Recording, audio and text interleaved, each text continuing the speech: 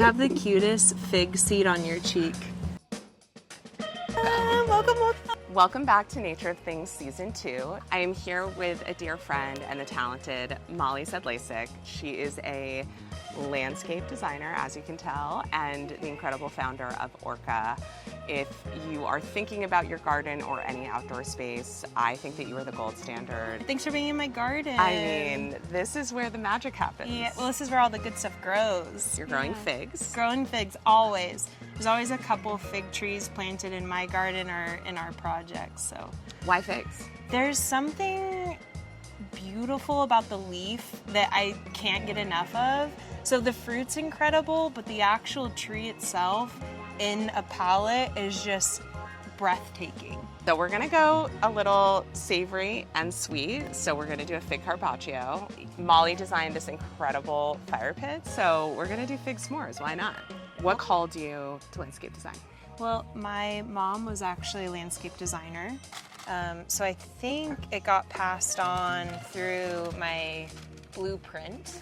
It all started in a garden. I was building a garden that felt very reflective of the nature I grew up in, and people responded to that look and feel, and then I just kept designing gardens for people.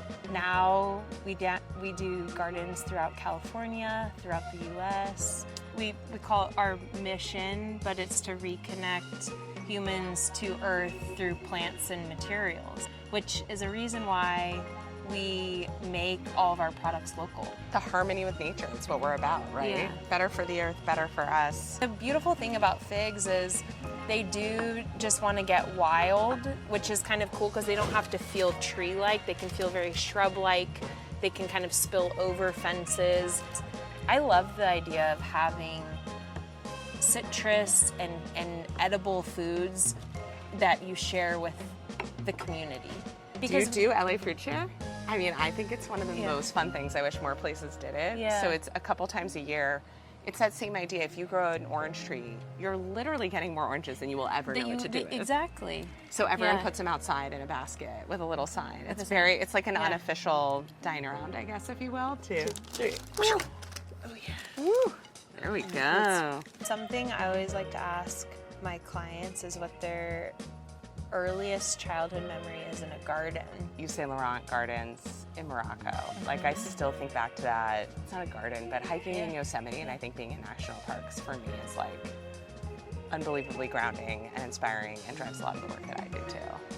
I'm wondering in cooking what the feeling of pruning to a gardener is to a chef. Like trimming? Trimming. Maybe you're making a few less things, but you're doing the rest better. Maybe you're really narrowing it down to what's the one piece of produce that I really want to communicate with. Yes. I think when you've dedicated your life to growing things, you obviously have a sustainable mindset, right? I think what we're most excited about in our work is how we can think about things that aren't obvious of how they're grown and made in gardens and focus on those. Like even like where our boulders come from, where our wood comes from. It's all the same process as plants, but it comes from like more of like a construction and hardscape perspective. So this is our Westbourne extra virgin avocado oil, regeneratively grown. And we're gonna make a little salad on top of it. Beautiful. I love when a carpaccio is like hidden and there's a little surprise. Someone starting out, what's like top 3 tips to gardening? Writing down memories of gardens gives you kind of the guidelines of what you should start with. If there's a tree that you recall from childhood, that's a really good thing to prioritize of like planting like 3 trees that are significant in your life. 2 would be creating a space that you can go from your house into the garden barefoot. Okay, what does that look like? What do you mean? Like a porch? Pavers. Porch could work, pavers could work, decking, if it's kind of more, if you're on a budget, getting some big flagstone pieces. But having access quickly into the garden, very important. Okay. 3rd thing, sensory. Back to like the sensory thing, water, smells. So geranium, pitcher sage, Your sage is jasmine. crazy fragrant. All of those things make you, one, they deter bugs, and Important. also it just makes you want to exhale and be in a space longer. I always ask, would you make it again? Most definitely. Especially, and I also want to press the figs in front of people because it's cool to see the before and after of it all. Are we going into the gosney? Yeah, we're going into the gosney. All right, here we go.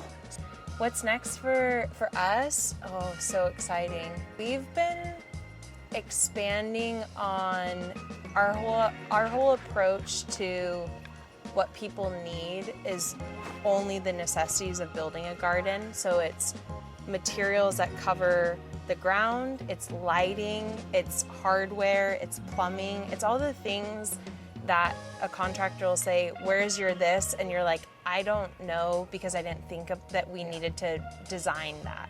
We're also thinking about getting into kids outdoor items because that there is a need for elemental kids products in gardens. So we're also working on a retail space in Los Angeles that's going to be themed docent, and the whole idea is you can come and tour a materials showroom in a whole different way where you actually learn about where the materials come from. So instead of like going to a building supply yard and seeing like pallets of materials and not totally understanding where these come from, it'll be So like exhibit meets Ace Hardware. Totally. It really comes from being at the Huntington and you walk and you hear why things are the way they are. So maybe I'm going to change my answer, which is actually my first garden experience is Huntington. That's where my dad's office is. So beautiful. It's so earthy. I love this. And sweet. This to me is like, And salty. again, your garden on a dish.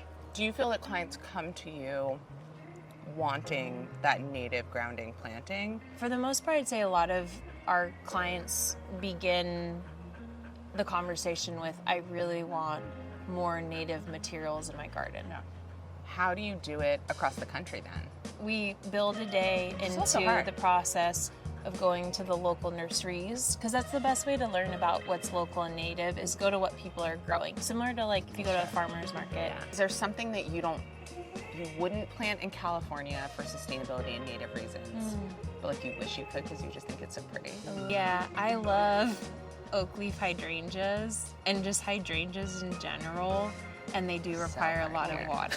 We do s'mores at this fire pit weekly. So you keep graham crackers. Yes, I have a like a pruning trivet that has marshmallows. What's your go-to chocolate for a s'more? Love Spring and mulberry. I mean, her plain chocolate, it really hits the spot. It's so good. And it's like, you know it has pure ingredients, and I appreciate that. Yes. Literally any fruit you have on hand.